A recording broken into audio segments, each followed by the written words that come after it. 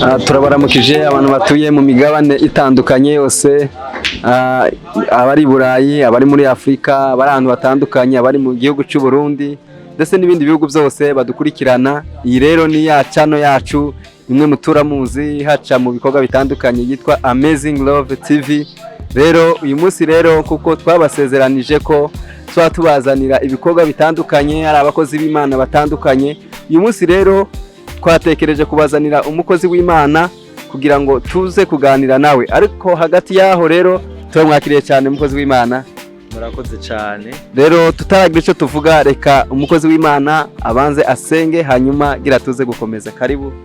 Data mu izina rya Yesu turaguhaye icyubahiro, tugushimiye iki kiganiro ciza, tugushimiye ko duhaye akajyo kongera kuvuga izina ryawe, kandi dusengeye kino kiganiro kigira ubushobozi abazocyumviriza n'abaza kucyumviriza bose, kizogira aho kibakuye naho kibashikanye mu buryo bw'impemu, mu izina rya Yesu Kristo, amen.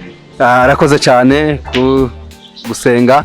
Hanyuma nkuko mubizi, nkuko twari tubivuze, murabizi ko iyi channel yacu ijaho ibikorwa by'Imana byinshi cyane n'abakozi b'Imana. Kuko twabasezeranje rero twabazaniye umuntu ibintu bidasanzwe. Uyu munsi twabazaniye umukozi w'Imana, araza kwivuga, hanyuma reka tumuhe abanze yivuge, hanyuma tubone gukomeza, ariko ndababwira ni ibintu bidasanzwe cyane.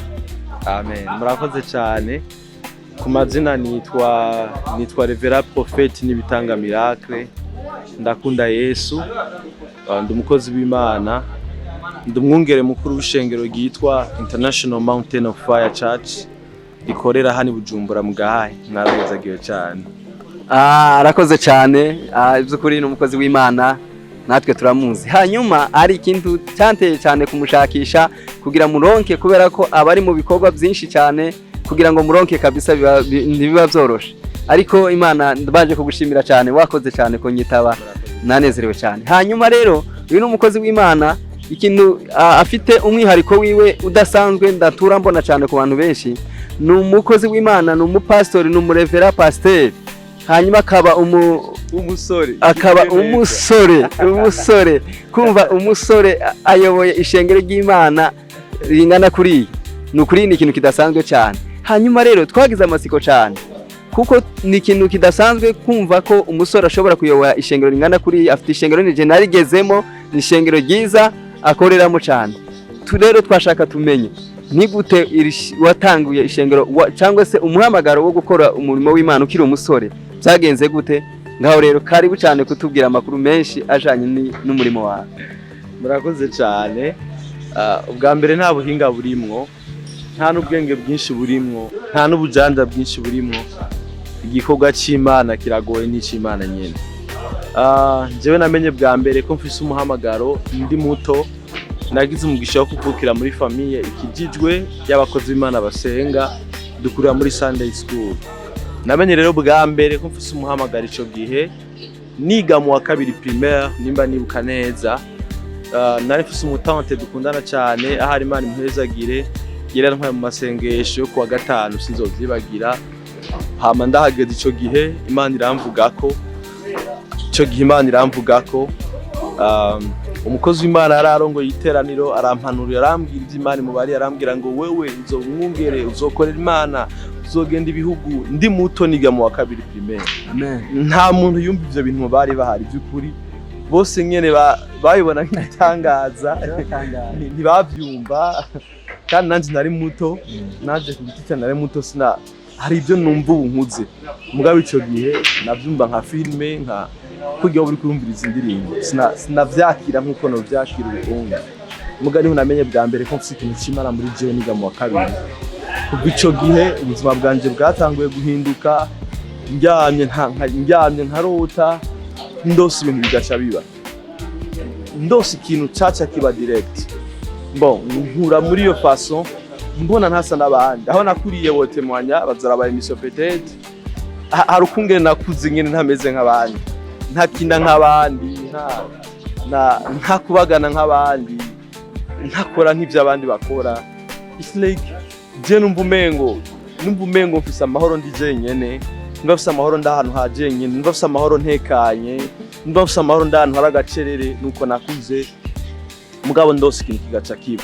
Ndibuka niga 6e primaire nari mutaho hose dukora ikibazo ca leta, none atanga gukora ikibazo ca leta mu wa gatandatu primaire, ico gihe nararose tujya gukora ikibazo, ndabona bamenye ikibazo, hama ndababwira je nagize indori, narose mbona ari abantu kanaka bananiwe na konkuru ya leta, kandi abo narose bamenye n'abananiwe, byagenze uko nyene nabirose.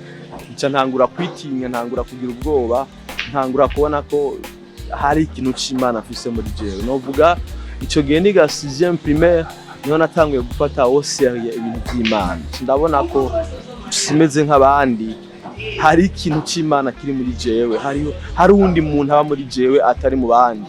Ntangura kubaho bitandukanye nuko nahora mbaho, ntangura kugira ubuzima bw'amasengesho, ntangura kugira ubuzima bwo kwisondesha, ntangura kugira ubuzima bwo kwegera Imana. Byukuri umuntu yegereye Imana cyane, ndibutwa nasengera kuri eglise ico gihe, nari muri timu y'abasenzi, nari mba muri kohari zitatu, nari findi timu nanje nari ndongo y'aba jeune, yari groupe de prière y'aba jeune, aho twasengera ico gihe twarasenga cyane dufise umwete wo kurondera Imana. Nje nari ndongo y'aba jeune, dusenga turi on fire, twuzuye umuriro w'Imana. It's like bwari ubuzima nyene numva ndyohewe ndi muri ico kirere, cankura gutyo.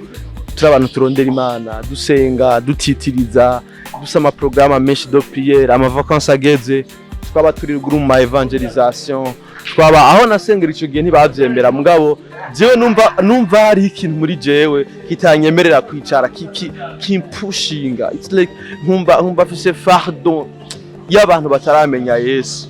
Nta byinshi nari nzi ico gihe, nta ma revelation menshi nari mfise, mugabo nari mfise umurongo umwe gusa uvuga ko hari hijuru n'umuriro, nta kindi kintu nari nzi. C'est ça mon message, niyo message navuga jewe, hari hijuru hari n'umuriro, abakora ibi baja mu muriro, abakora ibyiza bazoja mu ijuru. Nico nari nzi cyonyene, kandi nico na pressure kikankorera abantu bakavuka ubwa kabiri, bakakira umwami Yesu. Byari ibintu byiza cyane. Bon, nkurira muri ico kirere ciza kivuga butumwa cyo gusenga, twaraye ku misozi ntoshora guharura dusenga, duhamagara Imana, nkurira muri atmosphere.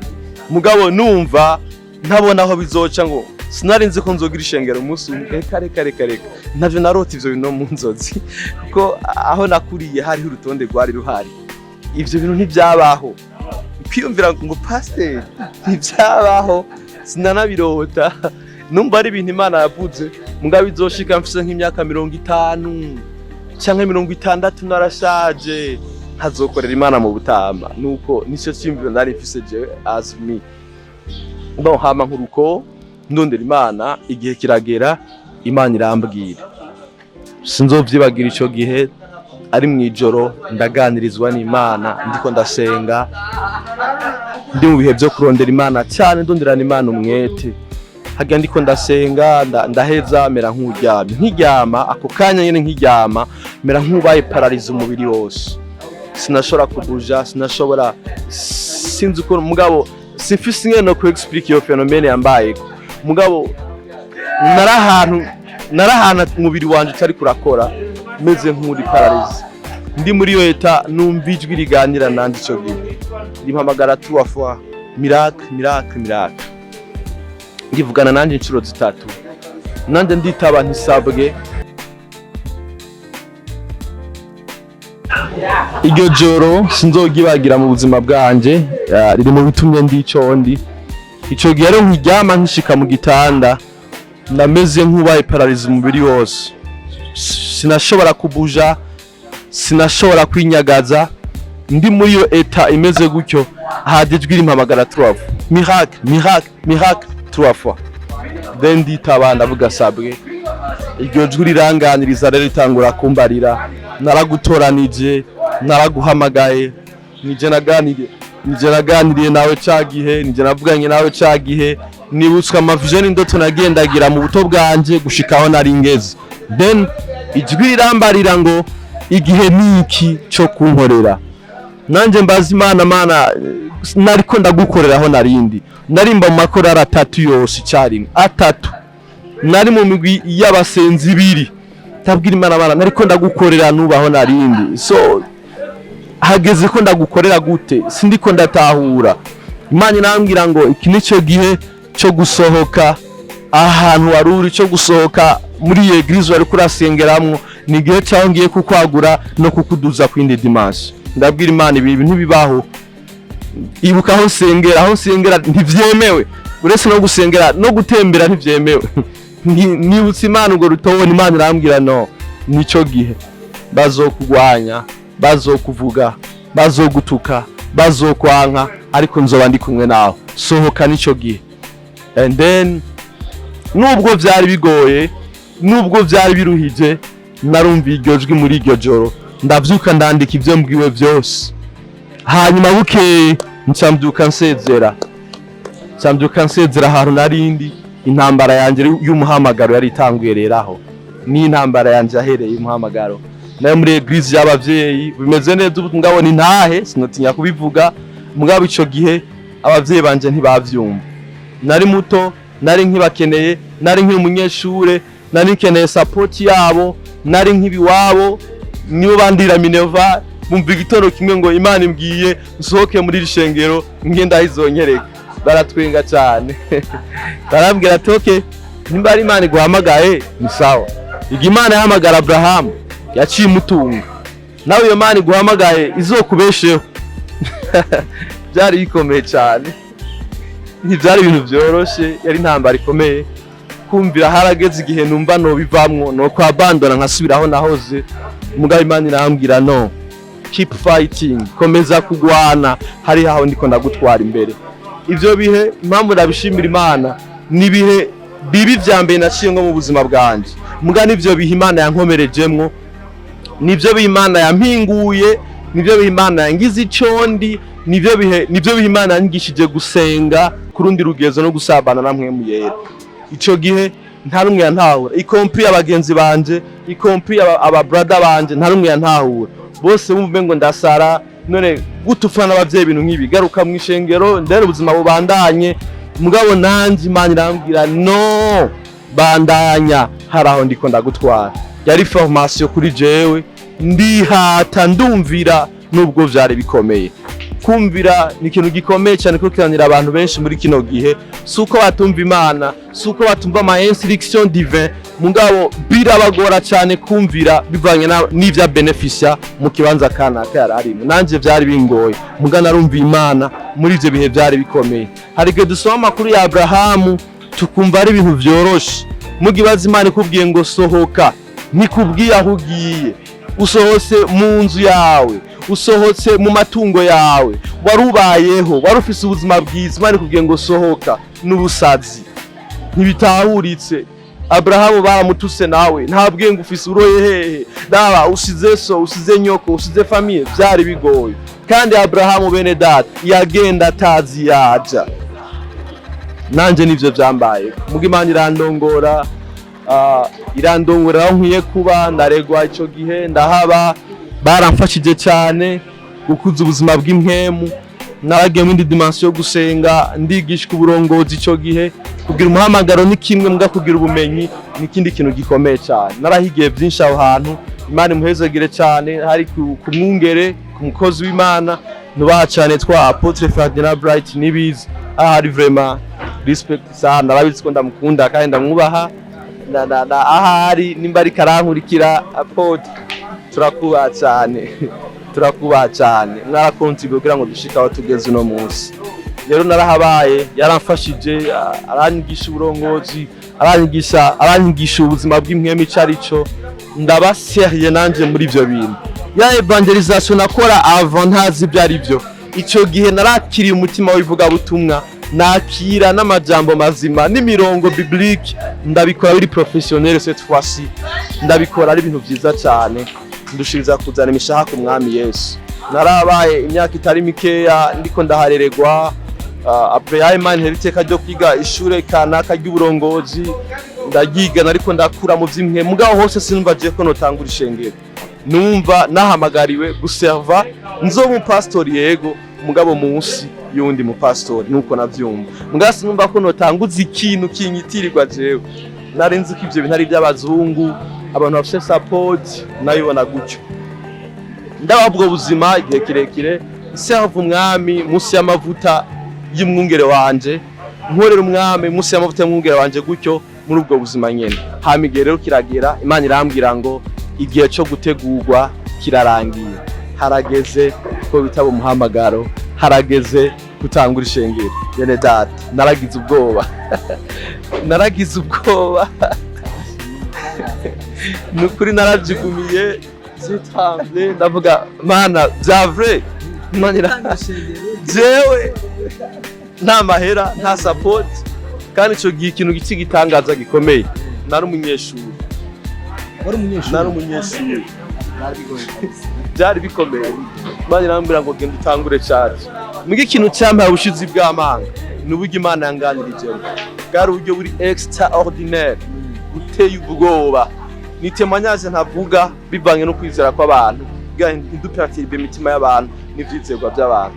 Mugi Imana yanganirije mu buryo bukomeye cyane bivanye n'uburyo Imana yanganirijemo byampaye boldness n'ubushizi bw'amanga. Ndavuga nti Imana inganirije muri ubu buryo kuri iki kimenyetso nk'iki gikomeye giteye ubwoba ndayizeye. Ndahagurutse maguruka mfise 0 francs atamahera atamuntu twasezeranye. Abantu bose nababwira ngiye gutangura bagaca batwenga ndibuka narapavunye gukonveka umuntu umwe babiri plito twatanguye turi abantu batatu, abantu babiri naje ngira gatatu niyo yari kirite yacu ya mbere. Ndabira turiko turaririmba turi batatu norega mani ibintu bizova mu kintu ahantu tuzoba batanu basi ntavyumva. Mugi Imana igihe cyose yahamagaye umuntu iramushigikira. Ico gihe twahereye mu nzu twahera turi batatu turakora. Imana itangura kwagura mbona abantu batanguye kuza mbona gasaro turakuzuye. Ndavuga ni bya bintu bwabo ndi nivyo birakora. Haheze iminsi cya tuja ahantu hanze mu rupangu turakora mbona naho haruzuye. Ndavuga ni bya bintu ni bya vrai. Munyuma turondera sare turakora mbona turabaye stable mbona ishengero abantu baraje nukuri ndatangara bya bintu nyene byahagaze. Ndavuga ni jambo Imana ivuze irikurikirana imyaka igihumbi. Imana ishobora kuba yaraganiriye namwe ukaba utabona inzira. Inshuti yanjye ikintu kimwe nize Imana ntibura inzira. Iyo igihe cyayo kigeze Imana ntibura inzira mu buzima bw'umuntu, iraca hariho hose mugabe ikagirira neza ubuzima bw'umuntu. Ndi nyuma yo gutangura ntibyari byoroshe, byari bikomeye pe, byari bikomeye. Ni nyuma yo gutangura nari muto mu myaka, nari muto cyane. Uracyari muto uracyari muto ndabona ni munini ariko uracyari muto cyane. Ibaze rero ubu nyimba ndi muto, ibaze icyo gihe inyuma y'imyaka 6 iheze, ibaze uko nangana. Bitangaje nari muto cyane, byari bigoye abantu kunyakira, byari bigoye nyene kunyakira. Ibaze uri umujene nturi marié ufise amafamiye mu ishengero bakeneye support yawe, bakeneye imfashanyo yawe y'imwemu, bakeneye impanuro zawe. Uri umusore bari marié bakeneye impanuro z'urugo. Byari bikomeye. Harabatinya kunyitura muri iyo domaine bambaza vie spirituelle gusa. Mugabo ahantu ntibasaba impanuro ko bibwira ko kumbure byo haba binkomerana. Mugabo maze kubona defo yanje y'ubuto nasiyangira umwete wo gusoma, ngira umwete wo kurondera ubumenyi mu bitabo. Ndasoma ibitabo byinshi, ndibuka uwo mwaka jewe ntangura nk'umuhamagaro narasomye prix de 100 livres, ibitabo birenga 100 bivuga mu madomene atandukanye. Bivuga mariage, bivuga ubuzima rukristo, bivuga kwizera, bivuga. Narasomye ibitabo byinshi cyane kuko nari nzi ko ndi muto, nari ngomba kugira bagage y'ubumenyi bwinshi kugira ngo mbe stable n'ishengero rihagarare neza. Rero turashimira Imana no musi tuvugana tumaze gushingira imiryango 7, amafamiye 7 muri uku kwezi kw'indwi. Tuzohezagira mariage igira 8 kandi bose barahagaze, nta rugo na rumwe turahezagira ngo rubomoke. Turabishimira Imana cyane, barahagaze kandi bimeze neza cyane. Arakoze cyane. Ni ibintu bidasanzwe cyane, abantu baramubona gutya mukatekereza ko wenda ari umuntu mukuru cyane. Byukuri aracyari muto cyane, bagwe imyaka yiwe mwotangara. ariko ikintu naje gusanga icyo Imana yavuze izigisohoza kandi usomye ijambo ry'Imana zaritubwira hejuru ya Timoteyo nawe nuko yahamagawe ariko rero turashimye Imana ariko hari ikintu nshaka kukubaza cyane kandi kinteye amasiko cyane urumva ko watangiye ishengero ukiri muto mu myaka kandi ukiri umusore kandi muri iyo shengero harimo abapapa wari uyoboye bavyakira gute ikintu cya mbere ikindi cya kabiri ni gute iyo ushaka nko guhanura abapapa ukoresha iki kugira ngo bumve ikintu utarageramo kuko dusanzwe abantu bahanura abandi bivana naho baciye na experience bafite rero wewe ni gute hanyuma uze no kutubwira imbogamizi wagiye ugira nyine z'umuhamagaro kugira ngo ushike kuri iyo ntambwe ntibyari byoroshye na gatoya byari bigoye bwa mbere mu ntango nababwiye banyitura nakira abashaka impanuro muri côté spirituelle muga muri côté y'ivy'umubiri y'ivy'urugo baratinya baravye nyene bambona apparence mugabo novuga nafashijwe n'ibintu bibiri nabaye nka Salomo ashikira ingoma b'umwami yari muto mu myaka se amaze gupfa Salomo nta myaka 20 yari bwakwiza yari muto cyane yari muri do 20 Salomo umwami Salomo hama amaze kubona ashikira ingoma ari muto yaragize ubwoba arajugumira abwira Imana ati Imana mpubwenge bwo gutunganiriza irihanga n'abantu bagoye data yarafise experience yari yarabanye n'abami yarafise ubwenge buhebuje mugabo byari bigoye kubana n'irihanga none jewe ndi iki kugira nzoshobore kubana na bano bantu Mana amaze kubona ubuto bwiwe n'intege nke ziwe yagize umwete wo kurondera Imana nanje nico rero cyambayeko maze kubona mpamagawe ata experience nini yafise nagize umwete wo kurondera Imana uko negereye Imana niko yampaye ubwenge uko negereye Imana niko yagiye mu bwenge hama nshangira n'umwete wo gusoma ibitabo ndakunda gusoma bakozi b'Imana umuntu wese uri kurankurikira uzi ko ufise umuhamagaro ku buzima bwawe kunda gusoma hari ubutunzi bunyegeje mu gusoma hariho byose ngera igihe kirekire kugira ngo ubimenye muga binyegeje mu gitabo hari umuntu yaciye uri kuraca yabaye bwo buzima uri kurabaho afise experience usomye igitabo woshobora gukuronka inyishu byoroshe cyane kandi utarusha nanje nagize umwete wo gusenga no gusoma ibitabo cyane apari ya Bible ikindi kintu kigira gatatu Imana iyo yaguhamagaye iraguha icemeza abantu ko yaguhamagaye Imana yaguhamagaye by'ukuri ishira ubushobozi mu kanwa kawe ishira ubushobozi mu biganza byawe uhanuye bikemera ubwirije bikemera usengeye abagwaye bikemera rero ibyo biraduza confiance mu mitima y'abantu biraduza icyizere mu mitima y'abantu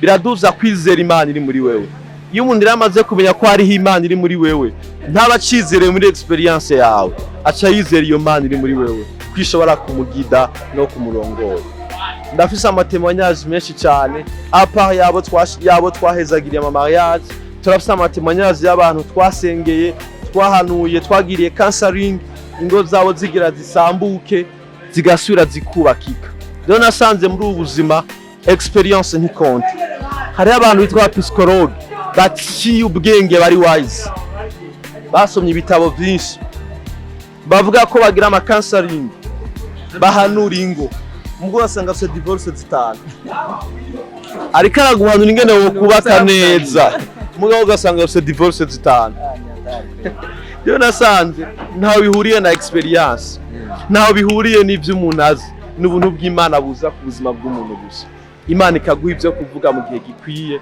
hama bigafasha abantu abari kuramaza ngo ni giki dukoresha kugira abantu batwumve hari abantu basa n'abaturuta munga bakatwumvira nta bwenge burimo nta n'ubuyinga burimo mugabo ni Imana ni kimwe ariko ndababwira iyo umuntu amaze kubona ko hari Imana iri muri wewe biroroshe ko yubaha Imana iri muri wewe abantu ntibatwubaha abantu mugabo bahikiri muri twebwe nta muntu yubaha twebwe mugabo abantu bubaha Imana yadunyegejemo Imana yateretse muri twebwe nico abantu bubaha dore umuntu yamaze kubona ko hari Imana iri muri wewe hari Imana ivyagiye muri wewe hari Imana yamugiriye neza kimwe canke bibiri iciye mu buzima bwawe ni ikintu gikomeye cyane gishobora gutuma yumva kandi yubaha iyo Mana ikorimwe mwarahizagiwe cyane arakoze cyane nagira ndamubaze ibindi bibazo nk'abingahe by'ukuri twagiriwe umugisha cyane. Hanyuma hari abantu b'abasore benshi bashobora kuba bafite uwo muhamagaro ariko bagenda batinya cyane gukora umurimo w'Imana bivana n'ibihe cyangwa se bivana n'abari imbere yabo. Abo bantu bo bahanura iki? Hari umuntu ushobora kugira umuhamagaro akumva yokorera Imana ariko akabona ko akiri mutoya, akumva ko nta kintu na kimwe ashobora guhagarara imbere y'abandi ababwira. Ikindi cya kabiri, hariho abandi nk'abayobozi bayoboye abajene, ugasanga hari umujene ushobora kuba afite umuhamagaro ariko ugasanga ntacyo baba murera, ugasanga wa muntu yampano yiwe irapfuye. Guhanura iki ibijanye n'abarongozi? Hari abantu basuzugura abana kubera ko ari abana, avuga ati se uyu nguyu uzokora iki, uracyari muto nyine, ugasanga nawe ugaca ubireka. We uwo muntu wobahanura iki hanyuma kugira dukomeze? Ikintu ca mbere nohanura umunyamuhamagaro, saha ariho hose ho kuja, saha ariho hose ho gusengera, saha ariho hose ho kureregwa. Ikintu cica abanyamuhamagaro benshi nuko baja everywhere, baja ahantu hose no mu bintu byose. Si umuntu wari wese afise kapasite yo guhagurusa uwo muhamagaro wawe.